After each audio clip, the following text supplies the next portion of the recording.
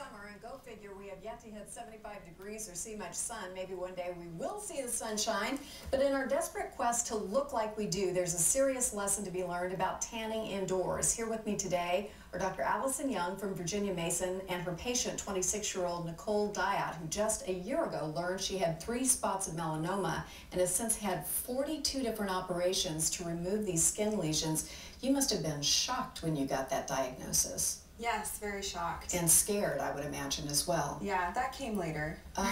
You grew up in Hawaii, is that correct? I grew up here, actually, born and raised, and down south, but I lived in Hawaii for 6 years. And did you go outside and tan quite a lot then? I was mostly, it started with tanning in high school. I was about 15, 16, and I got pretty addicted to it pretty quickly, where I had 2 actually separate memberships at 2 different tanning salons. So how often would you go? Every day. You went every single day? Every day. Dr. Young, how dangerous is that? UV radiation is dangerous no matter what form it is, whether it's natural light or tanning salons. A lot of people don't understand that UVA used in tanning salons can also cause skin cancer. And for instance, a young woman like Nicole who's exposed just one time to indoor tanning can increase the risk of melanoma by 75%. Wow.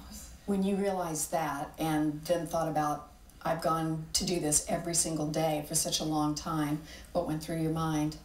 Well, immediately it was education. I mean, I think that our generation's going to see so much of this, because not only did I tan a lot in tanning beds and throughout high school, but moving to Hawaii for college for 6 years, I used, oil every time I laid out in the sun. I never used sunscreen. And if I look around at many of my peers, it was the same way. So, do you think young people have any idea how dangerous some of this stuff is? They have no idea.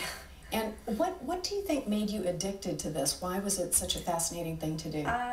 Being tan meant being beautiful. I think subconsciously I felt like I looked thinner if I was tan in a bathing suit, and I was prettier if I was tan. And it wasn't pretty laying on a surgical table getting, good portions of my skin cut out. No, I wouldn't think so. Dr. Young, how do we reach young people and others about the dangers of this? I think education is important, and I think that it is a misnomer that teenagers think that UVA lamps are very safe. And back in the old days when we think you can only get skin cancer from UVB radiation, those days are over. We have more understanding of how UVA causes skin cancer. Well, Washington State's now trying to pass a law to require people under 18 to get a physician's permission to go into a tanning salon. Would you support that? I would support that, but I also strongly believe that we as dermatologists do not support tanning, period. So if for me to write a prescription, it means that I give consent to that. And a lot of the UV lamps are simply not regulated. And for high pressure UV lamps, you're looking at an exposure of UVA 12 times more than natural light per year. And that's very significant. Oh, that's incredible. When you go outside, what SPF do you wear? I use at least SPF 30, and I know again that's a common question as to what's a good number. The truth of the matter is, when you do the studies in the laboratory, most people put on a very thick film during those studies, and in real life we simply don't. We use a very thin film, we underuse it, and plus a lot of people do not reapply sunscreen every 2 hours because a lot of it is degraded when exposed to the sun. So we have to get serious about that. Yes, and the newer generation sunscreens are more photostabilized, so they tend not to degenerate as quickly. You've changed your ways, I assume? Very much. Sunscreen? Yes. Talk to your friends? Yes. How do we get through to young girls?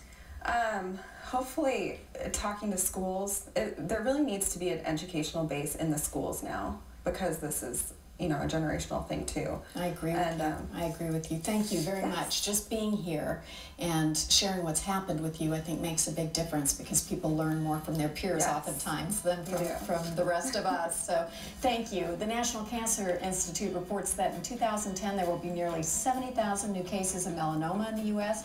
and nearly 9,000 deaths. It is so important. There are ways to get screened for skin cancer, and we'll have links on our website to direct you to more information. We'll be back in a moment. Thank you both. Thank you.